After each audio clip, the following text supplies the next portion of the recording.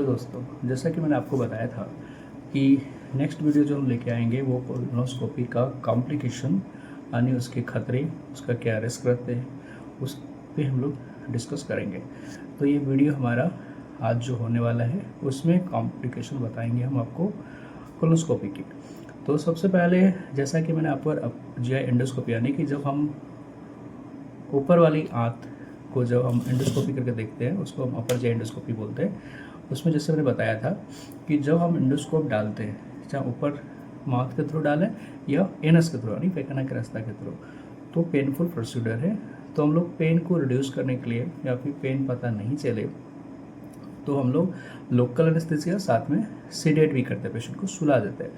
तो सबसे पहला जो कॉम्प्लिकेशन होगा वो कॉम्प्लिकेशन हो जाएगा आपका सेडेशन से रिलेटेड, ठीक है।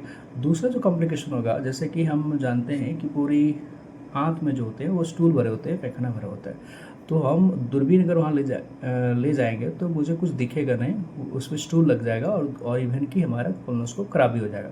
तो हम लोग सबसे पहले उसको क्या करते हैं कि बॉवल को प्रिपरेशन करते हैं।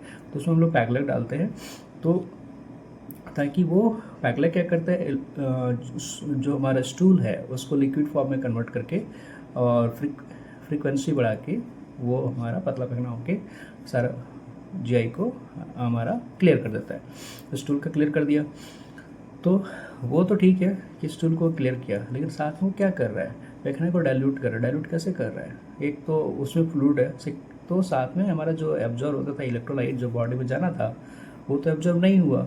तो वो एब्जॉर्ब नहीं हुआ तो दूसरा क्या होगा हमारा कॉम्प्लिकेशन, इलेक्ट्रोलाइट डिसबैलेंस होगा। तो दूसरा कॉम्प्लिकेशन जो होगा इलेक्ट्रोलाइट डिसबैलेंस। तीसरा जो कॉम्प्लिकेशन होगा, मान लीजिए हम कोलोनोस्कोपी के थ्रू गए इस पार्टिकुलर जगह पे, अब वहाँ पे हम पॉलिप्स था उसको हम रिसेक्ट कर रहे थे, निकाल रहे थे, या फिर हम कोई ब्लीडिंग पॉइंट दिखा उसको हम कॉगरेट कर रहे थे। अब क्या होगा हमारा, अगर थोड़ी सी आपने गलती कर दिया, ठीक है, तो क्या होगा, ब्लीडिंग ज़्यादा होगा। ब्लीडिंग ज़्यादा होगा तो पेशेंट को दिक्कत होगी, तो पैखाना के रास्ता से बहुत ज़्यादा ब्लीडिंग आ सकता है। दूसरा होगा कि आपने थोड़ा सा डीपली ज़्यादा बर्न कर दिया या फिर थोड़ा सा आपने गड़बड़ी किया तो चूक हुई आपसे, तो नतीजा क्या होगा कि वो जीआईटी जो है यानी आंत जो उसमें छेद हो जाएगी। तो चौथा जो हो गया वो आंत का छेद हो जाएगा। पाँचवा, जब आप नॉर्मल क्या होता है कि हमारा पार्टिकुलर जगह पे, इंटेस्टाइन के पार्टिकुलर जगह पे बैक्टीरिया का डिफरेंट लोड है।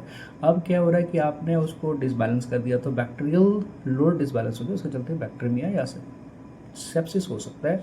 ये सारे कॉमन कॉम्प्लिकेशन हैं होने के। ऑल्दो इतना